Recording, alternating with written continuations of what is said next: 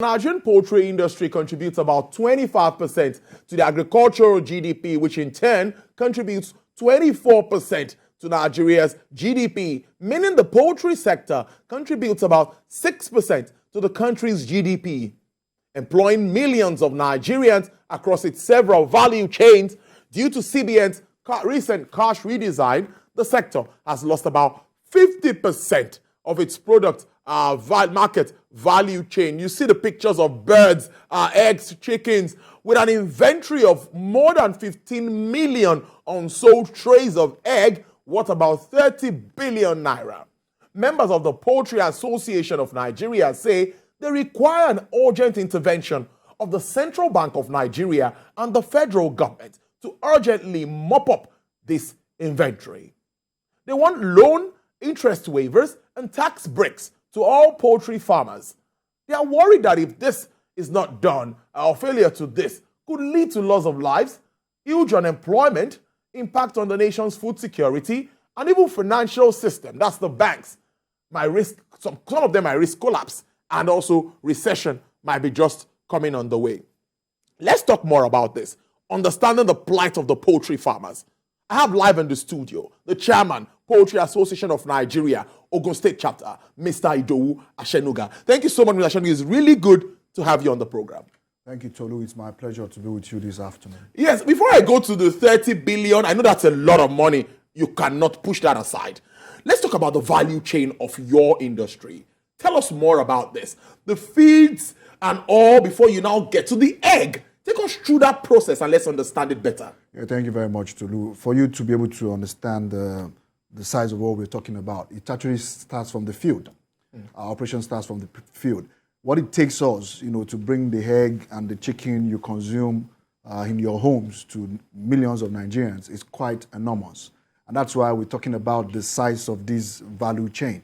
The farmers that grows the grains, which includes maize, soya, even wheat that is being imported, all of these grains goes into our primary production. And then you now talk about the feed mill, which is dotted all across the country, what multi-billions of naira. And then you now go to the hatchery business, which includes the grandparent stock, the parent stock, and then, you now come to the commercial layers and the broilers, which now in turn brings the eggs and of course the chicken that you consume. And then even if you look at even the broiler business, you're now talking about the processing facilities that needs to take out the feathers, take out the offals, which is the intestines, and then dress these birds, put it in the cold chain, distribute it to various supermarkets and restaurants all across the country.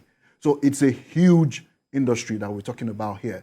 And this is worth about between 10 to 12 trillion naira. 10 to 12 trillion naira. Absolutely. That is a lot. So for a layman, he would ask you, how did the cash crunch hit so badly on your businesses? Some would say there were still transfers and other options at that time. How did it really hit hard on your business? Now, if you listen to if you check the last tweet of the former Solicitor General of Nigeria, Dr. Kale, he made us to understand. He's the one that understands the data. Nigeria's GDP is about 200 trillion. Yes. And 40% of this is in the informal sector. And even the 60% that is in the formal sector, 30% of that, still operates a cash base on cash basis. And the informal sector, 90% of the 40% of our GDP, which is in the informal sector, 90% of it is run on cash. So when you look at the aggregate, about 54% of Nigeria's GDP is cash-based, which is over about 106 trillion naira. So when you take cash out of the system, suddenly, it creates a disaster. And that's what we're seeing. I'm really taken aback about the policy, the monetary policy of the CBN, and also even the policy of the government as well. Because you look at this government, they're doing 3 critical things within 6 months. You're changing your currency, you have an election, you're doing population census, all in 6 months. It's suicidal. And that's why you have this policy somersault. And we are not saying, it's government, they have the right to do what they want to do, but then they should take responsibility. Okay, when you throw out a policy and there's a policy somersault, take responsibility. True. I know today that the CBN is aware of our predicament. Our members are talking to them. My president has engaged them. I'm also aware that presidency is aware of our problem. And even the incoming government, we are already engaging them and then bringing them to speed on bring them to speed on the crisis that we have before our hands right now. Now, looking at these pictures we have on screen there while you were speaking, I know we'll still have more of it, is this glut. I see a lot of eggs everywhere. Some even had to store eggs in their rooms. Absolutely. That's what we actually saw in that video. Absolutely. Tell us what this means. What is the present situation? And how are you expected to mop this up? I know at the time some state governments came to support you, but what's really been happening along that side? What are your demands to address this ugly thing? Yeah, thank you very much, Tolu. First, our demand, the unfortunate thing that is happening to us simultaneously right now is there is even an increase in the price of our inputs. The price of maize is going up.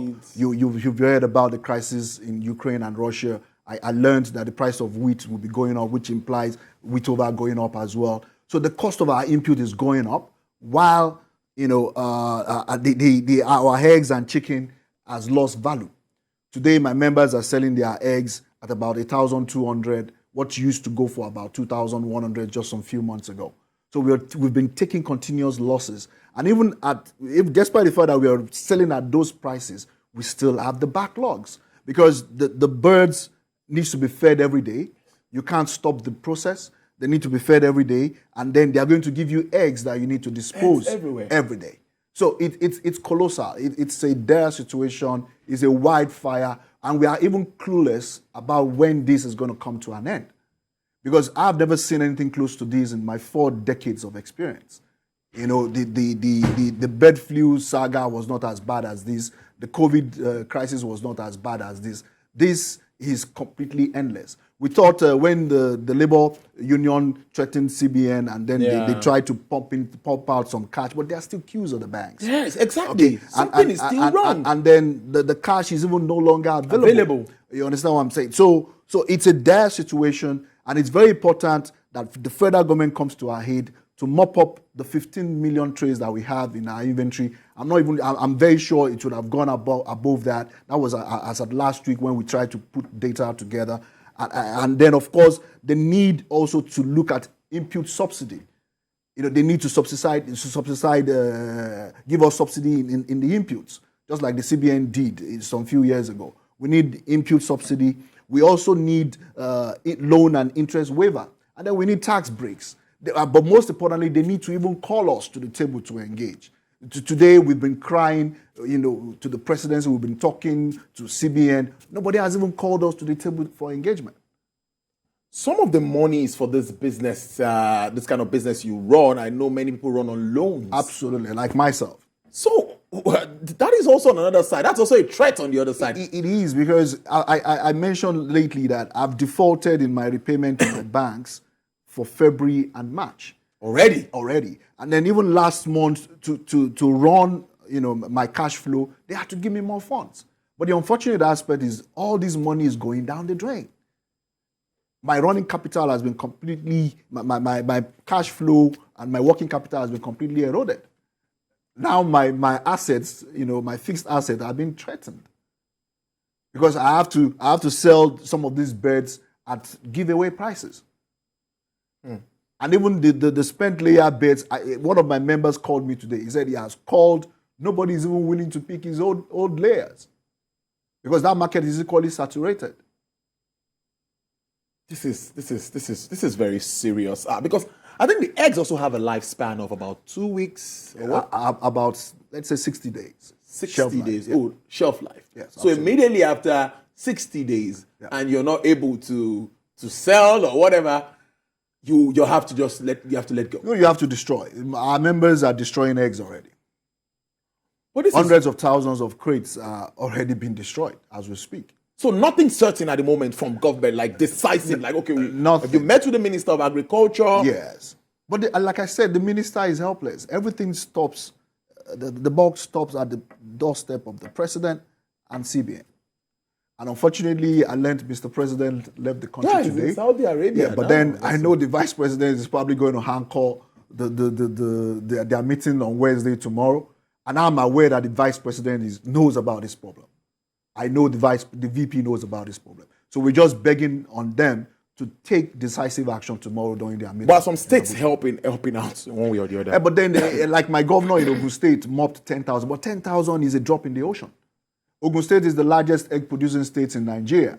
If you're talking about that 15 million mop, I should have over 1.5 million in the states. And if I have that and you're mopping up 10,000, it's completely insignificant. And I've written to my governor last week, Thursday. I'm here to get response.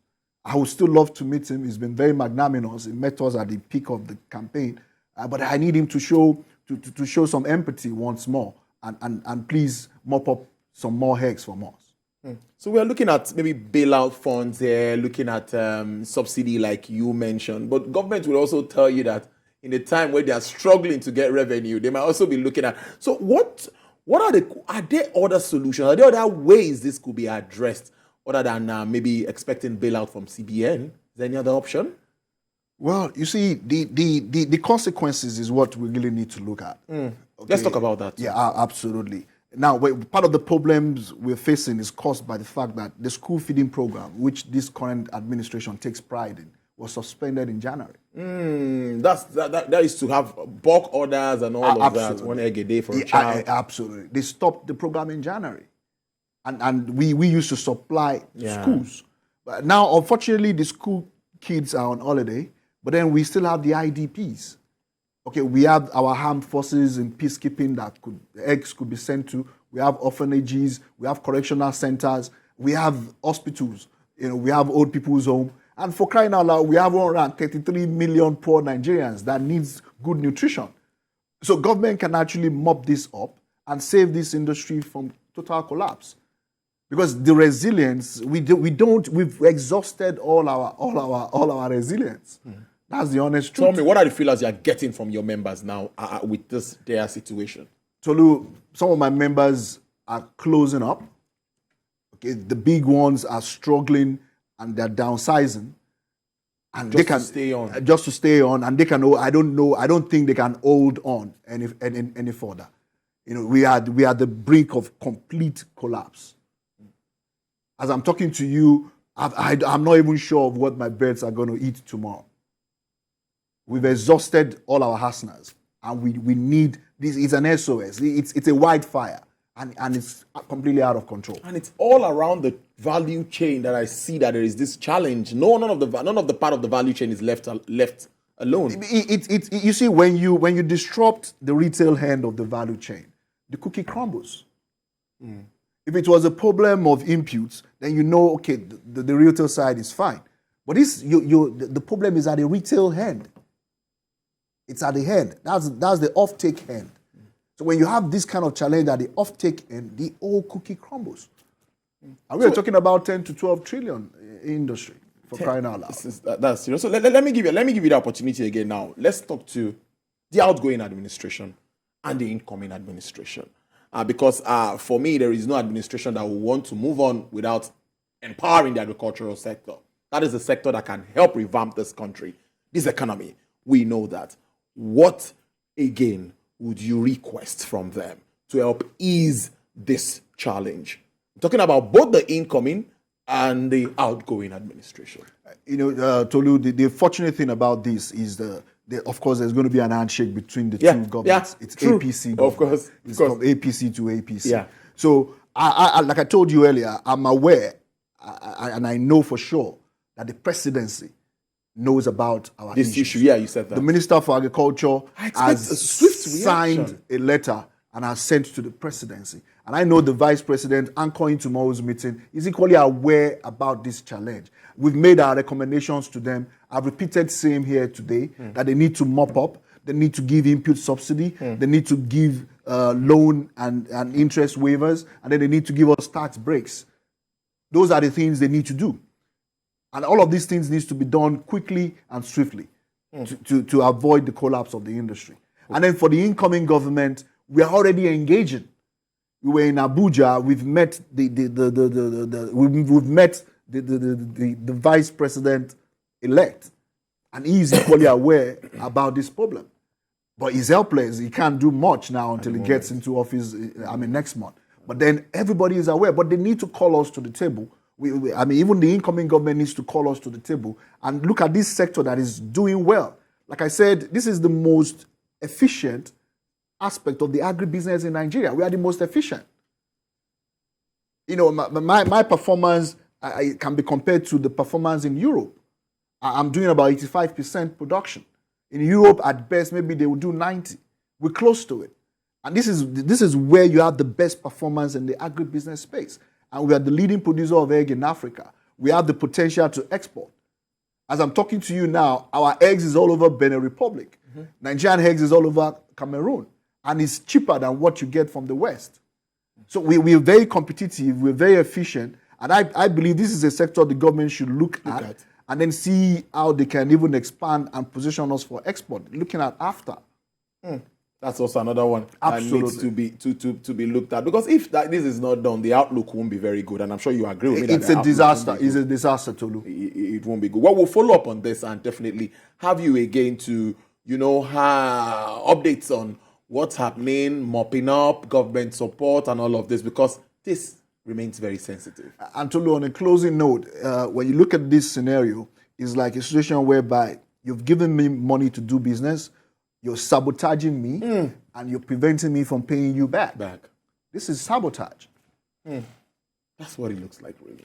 Well, we'll keep it up. It's really touching. Agriculture, food, really, is life. We must take this very seriously. Mr. Idowu Asenuga is the chairman, Poultry Association of Nigeria, Ogun State. I must thank you so much for insights into this, letting us really understand this. And I'm sure that other sectors too will be groaning underneath with the effect of this Naira scarcity and this Naira crunch, especially small businesses. Absolutely. And all of that. We expect many of them to come up and let Nigerians know what they are going through as a fallout of this policy. Thank you so much. We wish you all the best, and we'll keep following up on this. Thank you very much, Tolu. It's a pleasure to always be with you. All right, then.